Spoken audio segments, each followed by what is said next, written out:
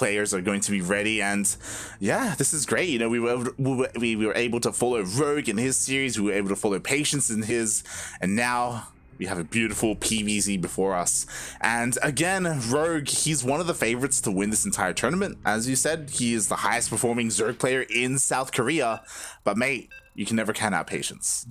No, you cannot. He is that wild card. He's the Y card, if you will.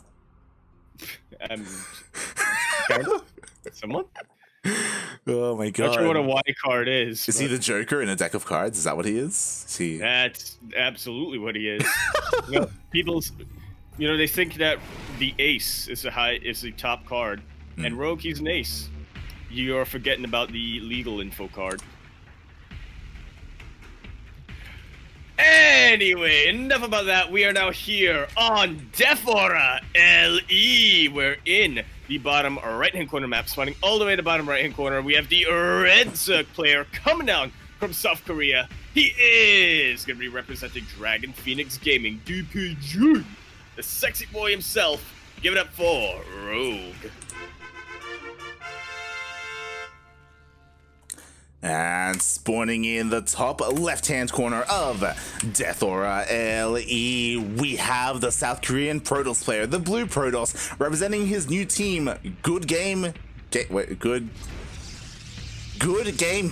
I have it written down right next to me.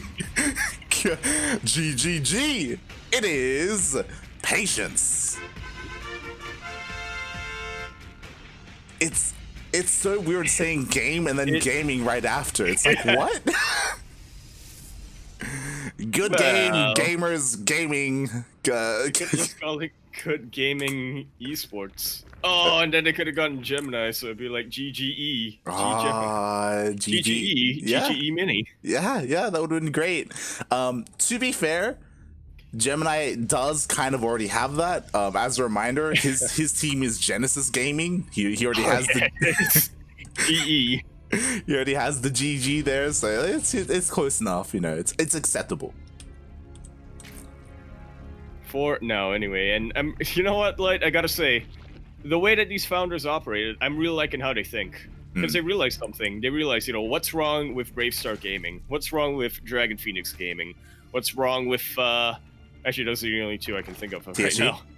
What's wrong with Triumphant Song Gaming? You know what's the problem with them? They only have 1 G. Exactly. The more G's you get, the more, how should I put this? Fortunate? Question mark? The team? Or the players? That's gonna be the real question here. Can Patience harness the power of the G here against someone like Rogue? Because, mate, he's gonna need it. Which one, the gaming or the good? The all three, the triple G's. It's gonna make this some good gaming. No, wait. It's hard, isn't it? It's like... He's gonna be gaming the good game? Yeah, there you go. He's gonna be gaming the good game gamers. But we do esports. Esports with like a dash in it as well. It's not even and a capital S. And a capital S, because why not? But here in this PVZ, we do have Patience going for a bit of a Stargate opening. Yeah, going for that Oracle first and actually rallying in a bit of a roundabout way. Maybe just wanting to see if... Actually, I'm not sure. I mean, I guess he just really doesn't want Rogue to see it. Yeah, I guess he just wants to avoid the Overlord as best he can, bearing in mind that Rogue hasn't dove in. He hasn't gone in with his Overlord quite yet, so he's unaware whether it's a Stargate opening or a Twilight Council opening. Oh, I don't think I've seen this variant coming out from Patience Light. Going for an Oracle and then a Void Ray. Yeah, it's a very interesting decision here because typically you go for the Void Ray first. It seems that he is risking it a little bit, hoping to get some damage done with this Oracle. We'll see. We'll see what he is able to achieve here. You know what's going to happen? Rogue, he's going to see the Void Ray attacking that Overlord and... Oh, actually, he sees the Oracle of Death. So never mind. I think he may have. I'm not 100% sure if he saw it exactly, but maybe they're supports anyway. They're queens. Oof. And they're right in position. So, yeah, Patience just gonna try to get something done here. Oh, the drone's almost body blocked by the Spore Crawler. but enough of them do manage to make it out. Patience kind of wasting his energy there, getting a second Stargate. Exactly. That is what I'm talking about. So I was very curious. I was like contemplating, hey, is he gonna go double Stargate? Like that's why he decided to go for Void Ray regardless after the initial Oracle, and it seems that that's the case, as we do see double Stargate play coming out here from Patience. Yeah, and I mean, we've seen Patience kind of go for this before. He is a very big aficionado of the Void Rays. Some would argue a little bit too much. Yeah. But we'll see if he's refined his play since then. So we have seen Patience go for this, like go for like Void Ray play against Terrans before. I think it was even during the TSL qualifiers. We've seen him do it against Protoss. Honestly, I don't really recall him doing this against a Zerg player. I don't know how. It's probably because we cast so many PvPs with him. He did do this in the PvZ, and then he could have won, but then he dragged it out. I remember. Yeah, I remember. I wish I didn't. Yeah. I don't even remember who his opponent was. Oh my god. So I'm really curious to see how he's going to play this out, because again, there are very many ways. First you go Mass Void Ray. Is he going to go straight into Charge Loss to support the Void Rays? Is he going to go straight into High Templar instead, or just go like full Parker Mike and throw down a Thief Beacon? I would love it to be that third option, but we'll see what Patience decides to go for. Apparently wanting to focus down a extractor with the... Yeah, you know what? Why not? I mean, don't want to let the third player get gas. Yeah, to give him a little bit of credit, like he was zoning out, forcing all of the drones off of gas to avoid the Oracle. So he did have that going for him at least, and we do see it is going to be that charge option to support those Void Rays. Ooh, going for the +1 as well. But I mean, I gotta be honest with you, lad. I feel like this is a little bit better for the charge. I was gonna say, I mean, I feel like charge Void Ray, it's a little bit of the least reliable option here when you're going for this sort of Void Ray style. You know, one good Baneling connection and that's your army done. Yeah. If Patience is able to position his charge hits well enough and, you know, really be able to focus on the Hydras while avoiding those Banelings, he's going to be doing absolutely brilliantly. But if not, then it's a bit of wasted supply. Yeah, definitely. To be fair, Patience has already done some decent damage, denying that fourth base, but at the same time, a big run by goes to the third. And it is taking out a lot of probes. The Oracle already used a lot of itself earlier across the map, not just about able to chase these away.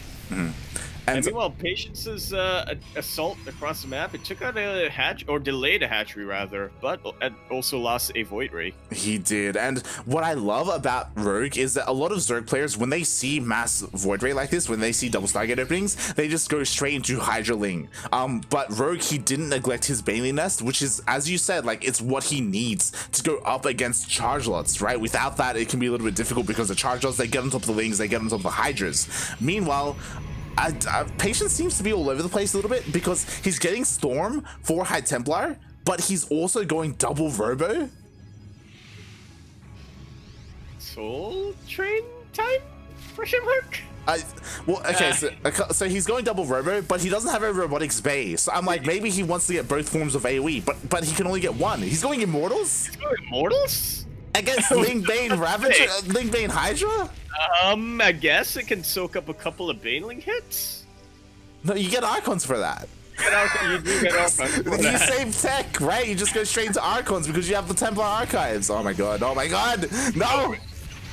Baneling's not quite able to get too much done here. Very nice, better defense here with that side, or very nice positioning with the side defense here from Patience. And yeah, this is kind of why we call Patience the Y toss, because he does things like get these Immortals, and you just have to wonder why. Yeah, like especially if he commits hard, because he's got double Robo. He threw down double Robo. He's gonna work on that, right? Like, we have a couple supportive units here, but if he just continues to pop out like Immortals, like I think it's just a waste of supply. Well, for now, he's going to be making use of them too. He's continuing to make Immortals. I was going to say, like, oh, maybe he just wanted to go for an Immortal drop. Mate, I want Patience to prove me wrong. I want the Immortals to somehow defeat, like, the Ling Hydra. I would love that to happen. Like, I think... I would argue that, like, that, like, if you could only have one unit in the game, Immortal is not bad to have, but, yeah, we'll see. Yeah, so the only thing that makes sense, like now that I think about it, is like maybe he's going straight into Immortals to like hard counter lurkers, because you can like soak lurker like spines and just get on top of them with Immortals. Like they just don't even care. But like that's just tech that Rogue isn't going for, you know? Like yeah, it's not what Rogue is going for. You know what? I think Patience had a premonition of the future, and he thought that Rogue was planning to go Ultras, so he's just looking to prevent that from happening.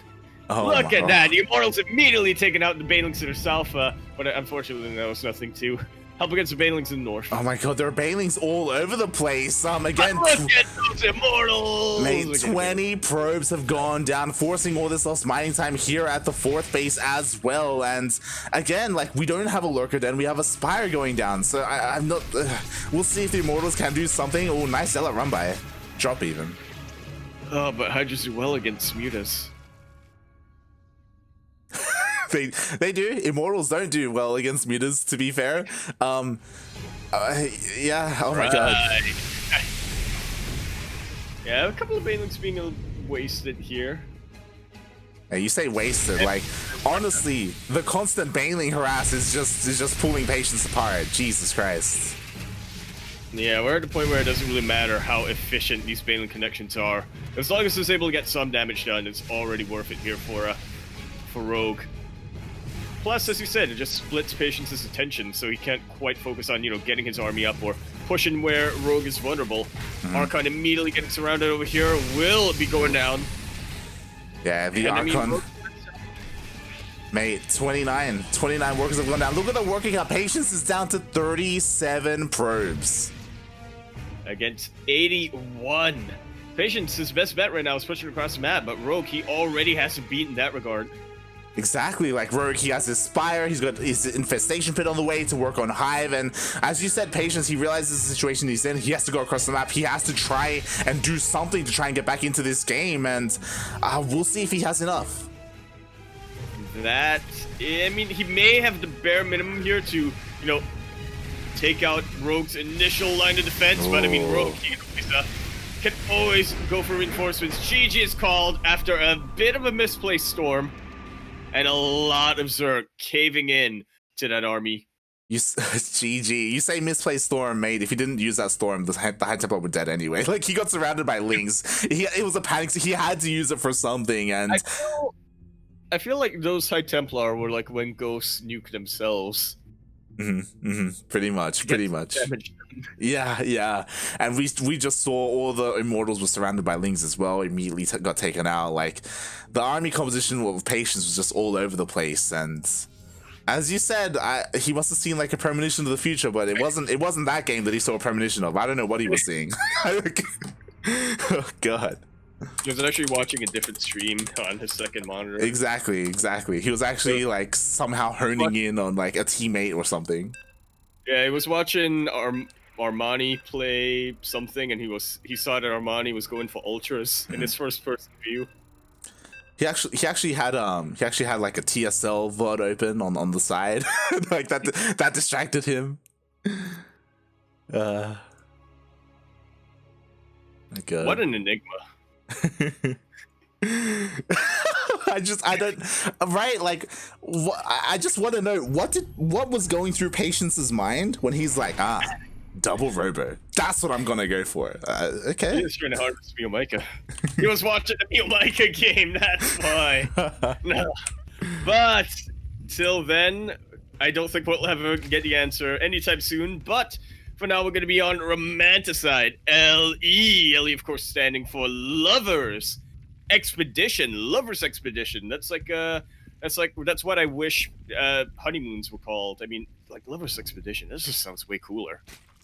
In the top left-hand corner map, spawning all the way in the top left-hand corner, the Red Zerg player coming out from South Korea. He is the top-performing Zerg player in 2020, at least in Korea, representing Dragon Phoenix Gaming DPG.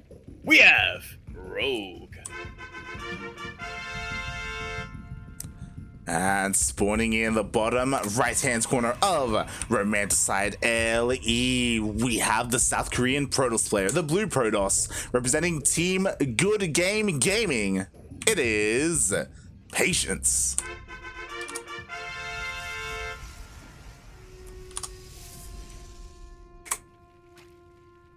Got it this time. Oh yeah, I still don't know it off by heart, but I got it. I got it in the end. Oh boy, and I just did want to quickly let someone know in the in the Twitch chat. Someone was asking, hey, is anyone casting Beyond versus Stats right now? Yes, there are currently 2 English streams this week for ESL Open Cup Asia. It is us, we're here with Rogue versus Patience. Renegade X is casting Beyond versus Stats in English, so you can check him out at Renegade X Studios on Twitch. It's got to be pretty exciting here. Yeah, obviously we don't have too many streams up this week, as of course it's a pretty stacked week of StarCraft. We have TSL 6 going on, so a lot of our foreign language streamers, they are more focused on that. And of course, throughout this week, there's also the DreamHack Last Chance qualifiers. Yes, it is. We'll be casting those DreamHack qualifiers as well. They will be starting tomorrow, but we'll get more into that later on in the broadcast. And yeah, we'll see how this series goes here, Rogue versus Patience. There are people talking about how, like, oh my god, Skytoss looks so bad against Zerg. Mate, there are other ways to play Skytoss than what Patience showed us in Game 1. Maybe he'll show it to us in Game 2. Was that even Skytoss? I feel like that was more of I feel like that was more of tall toss. It's not quite. I was trying to think what's below the sky, and I was like, well, the Earth. But... What's below the sky? Tall?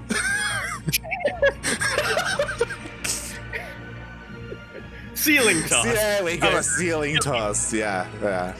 That works in more ways than one, because there's a ceiling to it, you know, like that you can't break through. It's very limiting, if you will.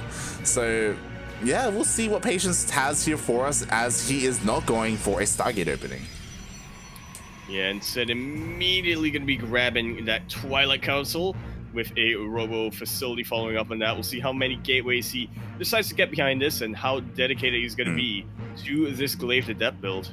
Yeah, that is going to be the question, as of now there are 4 gates, 3 on the way, 1 already done, so this is a pretty standard 4-gate Glaive timing.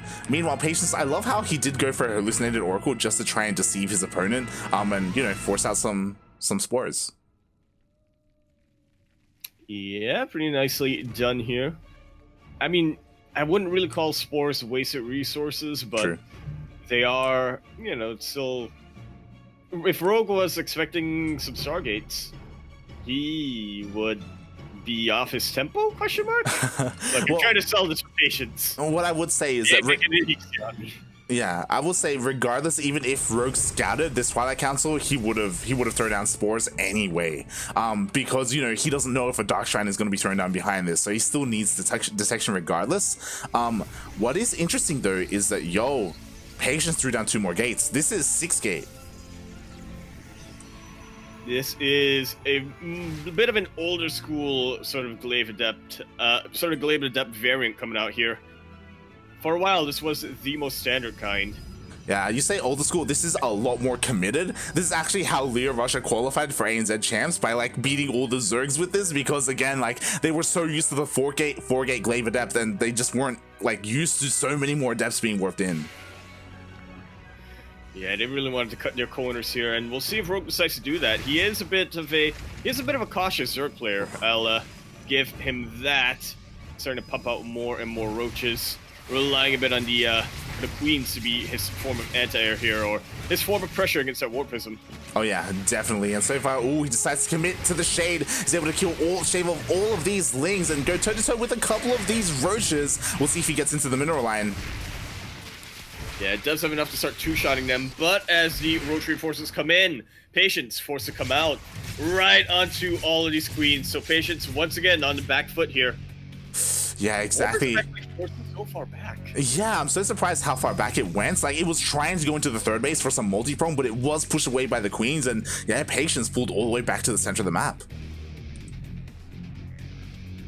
And it is going to take quite some time for these adepts to start pushing in. I mean, he's just remade the adepts that he's lost earlier on. And Patience, I mean, he was counting on having a massive wave of adepts here to try to overpower some of the defenses here from Rogue. it's just gonna be that much harder on him now. Yeah, definitely. To be fair, Patience is trying to transition out of this. We do see a Robotics Bay on the way for Patience, so I imagine that's going to be for Disruptor drops. You could be crazy and go for Colossus, but that's not something we see too often. Which is why that's exactly what we're gonna see from Patience.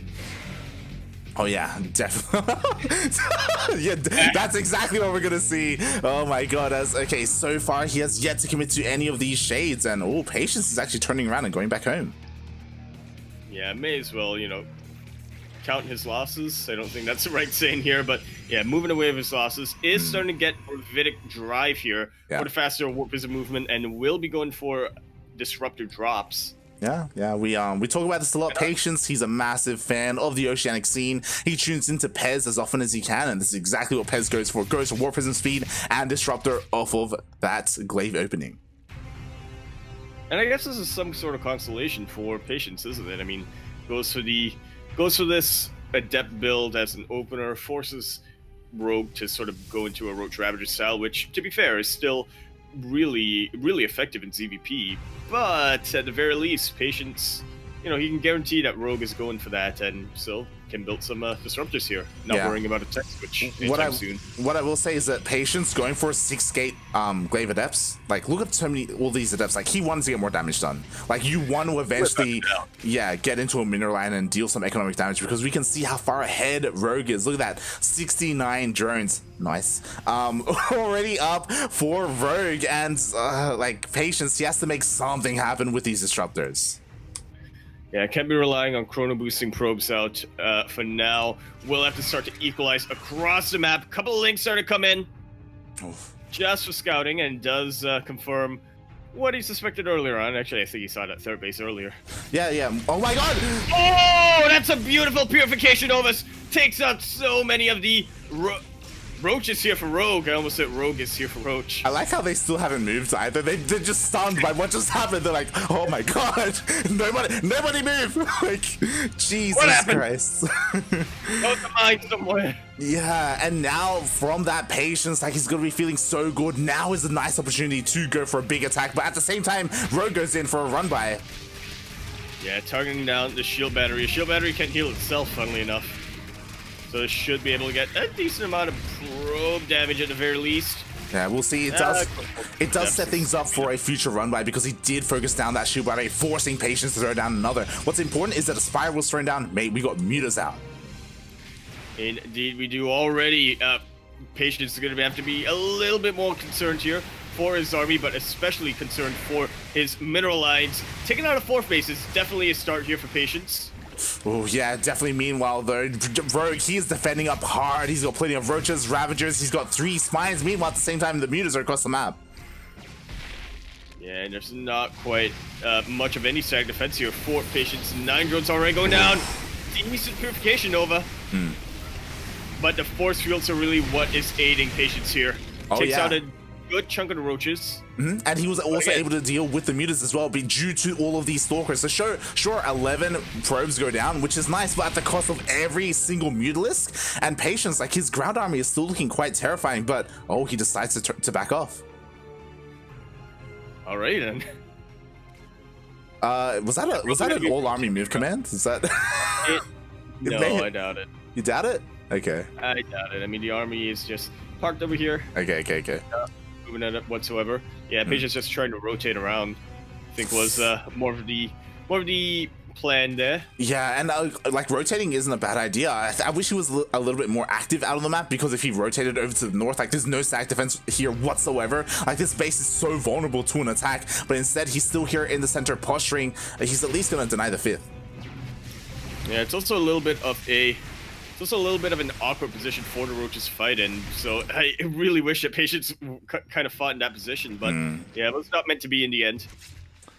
Once again, just trying to see where he can push in from. Well, the problem is that he has no vision of this base to the north. He actually has no idea that the hatchery was taken, and only just now going to be rotating up. And if Rogue decides to try and defend this, like, this could be a good fight for Patience.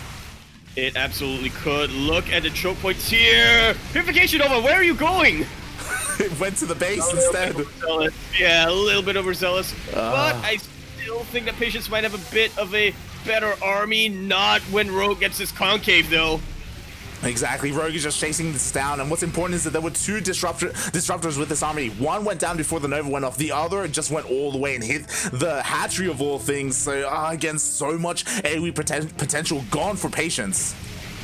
Yeah, he does still have a lot of Stalkers, which do decently against the Roaches, especially if he, you know, is active with his blinks, but we'll see. This is actually a pretty good spot for these Thermalance Colossus to fight in. They can absolutely just chew away at the Roach army, but Rogue, he's starting to push through. Oh my god. Finds good force fields, even better off pickups. Is this gonna be what Patience needs? Exactly, those Colossus were so vulnerable, but just barely Patience was able to keep them alive. But as all that was happening, 3 Spines came over from the back line and borrowed, but he blinks forward. Does blink right on top of this. Little bit overzealous here, but I mean, Rogue, he's forced to pull the boys, but that actually might have been what saved him.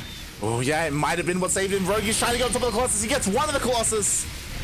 And almost biles down the other. These Stalkers do not have blink, and they back away at just the wrong moment here. Patience, I mean, I know he's known for his blinks, but yeah, that was definitely one of his more questionable ones. It was, and finally Patience has a little bit of breathing room to warp in another round of units. It's something that his Warpism just hasn't had the time to do, and with that round it looks like every single Ravager is going to be going down. With that Patience, he may have finally broken through to get on top of this hatchery.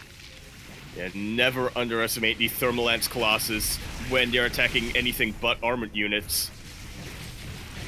They can do quite a bit.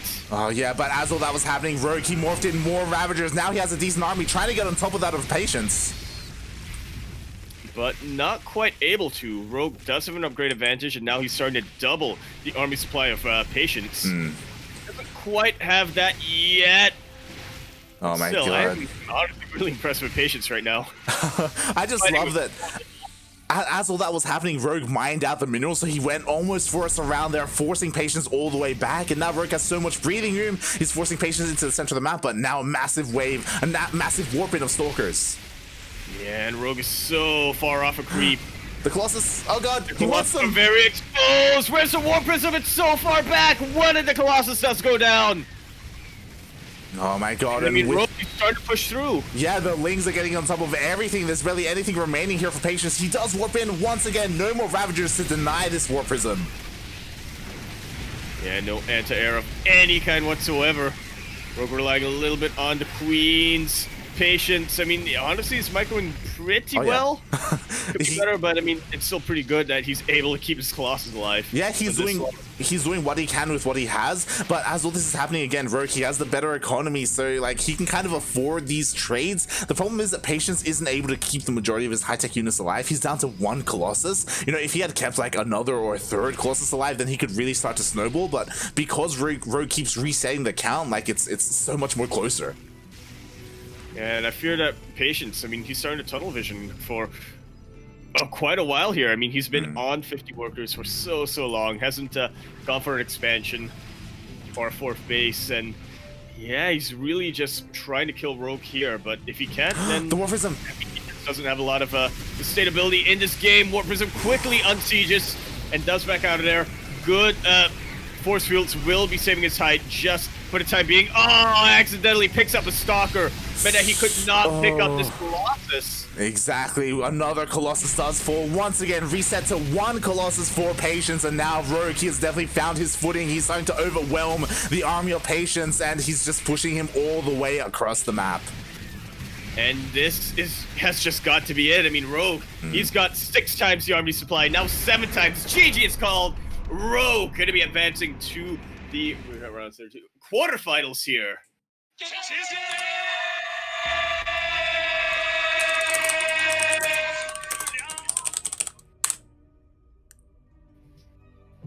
GG. I'm dumbfounded, like. I know. The series we just watched. Yeah, that was so intense. Honestly, Patience, like I was really impressed with his micro. Like he was pushing hard. Trying to break Rogue there, but Rogue, he just had enough Ravagers every single time. He was able to morph in Spines to bring them forward, Spores as well to help out against the Colossus. Yeah, I really feel like that game, Patience, mechanically, he was very impressive, but you know, strategically and tactically, that's where he started to fall down. Yeah, he was very committed, and I would have to agree that there were some moments where he could have been a little bit more aggressive, right? When he pushed in, he had like this really nice engagement at, up the ramp, you know, with all those force fields and good disruptor shots, and then he just kind of chilled in the middle of the map. He was like very distracted by the mutas in his main base, so he couldn't really keep up. I like that chat is catching up to that extended fight now. Everybody's like, that was a fight. It was. That was definitely something. Oh my god. Yeah, it's one of those things where like even pointing out about the disruptors, like Patience started off that fight with 2 disruptors and they died immediately. Yeah, even after one of them kind of whiffed the Purification Nova. But anyway, we are now going into a ZvZ, continuing to follow Rogue here. We are going up with, he is now going up against Armani. What is going to be our ZvZ for our quarterfinal.